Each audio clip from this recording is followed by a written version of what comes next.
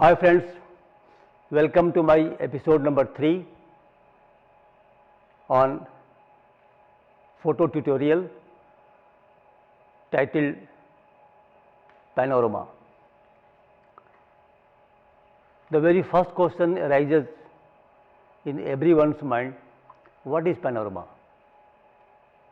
Panorama is nothing but a wide angle view of any landscape. Again, we can capture this wide angle view with a fisheye lens like 10-17 millimeter or any wide angle lens like 14-24 and 11-16. But while capturing with the wide angle lens, one very serious problem comes, that is the distortion and the convergence, which makes the landscape very unnatural. To deal with such problem of distortion, we have to go for stitching multiple images shot with non-wide angle lens. Okay. So, let us see. So, the first thing is required to have a sturdy tripod, because we cannot take a multiple frame without a sturdy tripod. Again, if you are very serious and you want a perfection in your panorama, then we should go for pan head. Okay. Pan head avoids parallax error. Then it is better to set the horizon of the camera as well as the tripod.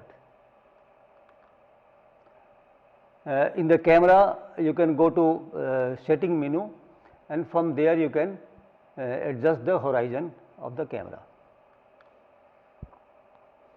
Then the most important thing to selection of a scene, I mean a part of the scene we are seeing through your eyes. And then comes camera setting. Camera should be set in the manual mode. Aperture may be f8 to f11. ISO should be the minimum, say 100. White balance should not be in auto mode, rather you should make a custom setting around say 5000 Kelvin if you are shooting in daylight. Again, focus should be in the manual. Then comes making a panorama. You can also make a panorama handheld, but again you won't get that kind of accuracy and quality. The easiest way is to use tripod to get a remarkably good quality of panorama. But if you are a serious photographer and you want a perfection, then I will advise to always go for a pano head. Then comes in the mind what lens we should use. Of course, you can use wide angle lens like fisheye lens, 14-24 wide angle, 11-16 millimeter, but we have to bear with the distortion and the convergence problems. If you ask about my choice goes for prime lens 50 millimeter 1.4. Most of my panoramas shot with this lens only. Or you can also go for a normal zoom lens like 18-140 millimeter, 24-120 millimeter, 28-300 millimeter, etc. Now, I will show the problem being faced with the fisheye lens. These are two landscapes I have captured. The first one I captured with 10-17 Tokina fisheye lens at Pangong in 2011. So, it is very much visible. You can see the kind of distortion you are getting in the panorama. You can always crop and get a panorama, but it won't be that accurate.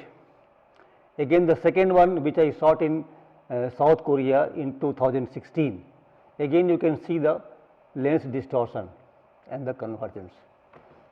So, to avoid this, we have to go for a normal either prime lens or a normal zoom lens. And first of all, say this is my final panorama of the landscape.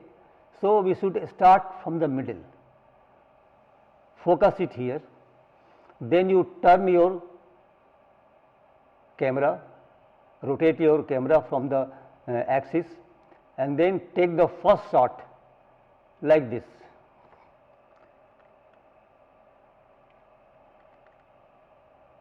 And then from here we keep on clicking number of images, but the precaution should be taken to keep 50% overlap between the two clicks. Say the first click is here from this one, then second click I have to keep minimum 50% overlapping between the first and the second click. Like that we have clicked 1, 2, 3, 4, 5, 6 images. Just to let you know a thumb rule that if you are shooting in a landscape orientation, you can keep that overlap of 30%. In case of portrait orientation, you can keep around 50%. Then why we do this overlapping? Because while the software do the stitching, it will adjust the perspective distortion very well. After the shooting, you will download the images on the computer, and then we will go for post processing. There are various methods of post processing. The best method I have come across is using Camera Raw in Adobe Photoshop CC. Of course, this is valid only for raw images, not for JPEG images.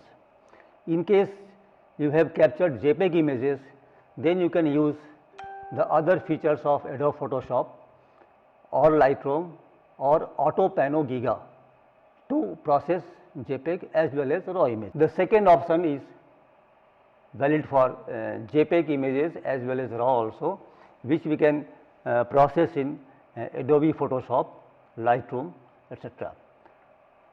Say after capturing, this is the what 6 images we have captured with the portrait orientation. Simply we will drag and drop all the images on the Adobe Photoshop CC. The process is very simple, very fast and very accurate. Okay, here all 6 images have come in Camera Raw. Okay. Simply from top you click select all 6 images are selected. Now this is very simple, simply merge to panorama, that is all, and this will do the processing and this will stitch all those 6 images and give you a perfect panorama. It is very fast and very accurate. Here there are few options. You can go for cylindrical, spherical or cylindrical or perspective. Okay. Then here better to go for auto crop, because this will crop comfortably, very accurate. Okay. And then simply merge.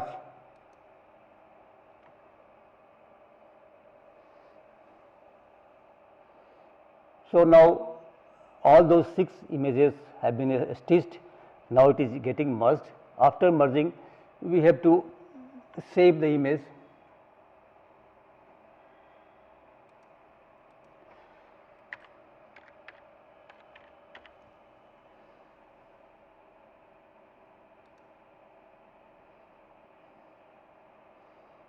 Okay, So, this is done, our panorama image is saved.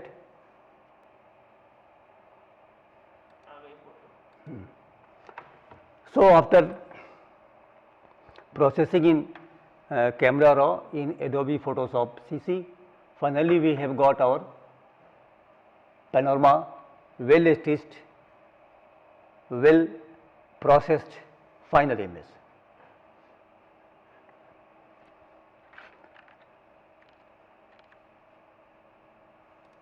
Apart from this, I will show you a few images.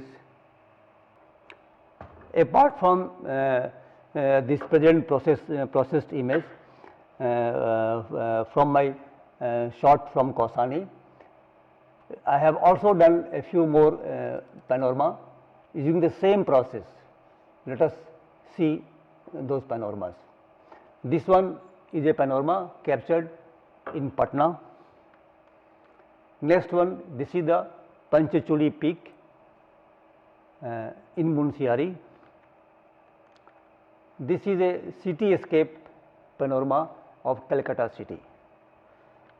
Thank you very much.